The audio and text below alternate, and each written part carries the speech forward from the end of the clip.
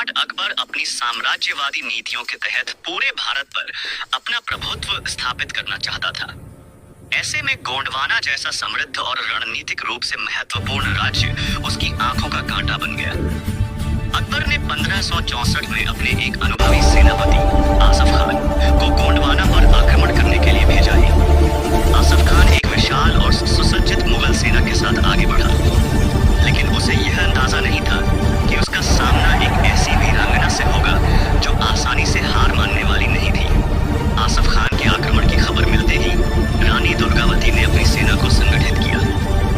हालांकि उनकी सेना संख्या में मुगलों से कम थी, लेकिन रानी ने अपने अद्भुत सैन्य कौशल और रणनीतिक दूरदर्शिता से इस कमी को पूरा किया।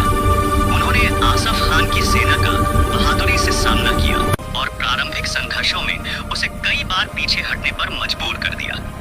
उनकी युद्ध शैली इतनी प्रभावी थी कि मुगलों को भी यह देखकर आश्चर्य हुआ कि एक महिला शासिका इतनी दृढ़ता से मुकाबला कर सकती है। रानी दुर्गावती ने छापामार युद्ध की रणनीति अपनाई, जिसमें छोटे छोटे समूहों में हमला करके दुश्मन को भ्रमित करना और फिर सुरक्षित स्थानों पर पीछे हट जाना शामिल था। उन्होंने अपनी सेना की कुछ टुकड़ियों को घने जंगलों में छिपा दिया।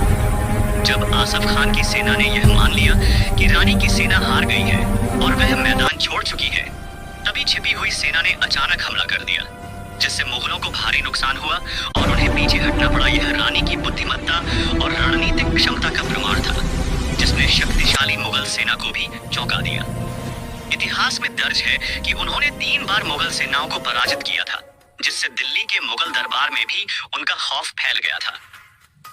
रानी दुर्गावती को अपनी रणनीतिक योग्यता और अपनी सेना पर इतना विश्वास था कि वे निडर होकर हर चुनौती का सामना करती थीं। 1564 में आसफ खान ने एक बार फिर गोंडवाना पर हमला किया, लेकिन इस बार वह अपनी पिछली हार से सबक सीख चुका था।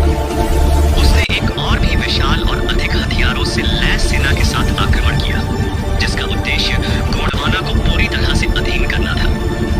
यह रानी दुर्गावती के जीवन का सबसे निर्णायक और हृदय विदारक युद्ध साबित हुआ, जिसने उन्हें अमरता प्रदान की। यह युद्ध मुगल साम्राज्य की असीमित सैन्य शक्ति और रानी दुर्गावती के सीमित संसाधनों के बीच का था। मुगल सेना प्रशिक्षित सैनिकों, आधुनिक मस्केट और शक्तिशाली तोपों से सुसज्जित थी, जबकि रानी के पास मुख्य रूप से पारंपरिक हथियारों से लैस अपेक्षाकृत कम प्रशिक्षित सैनिक थे। रानी ने इस असंतुलन को जानते हुए भी हार नहीं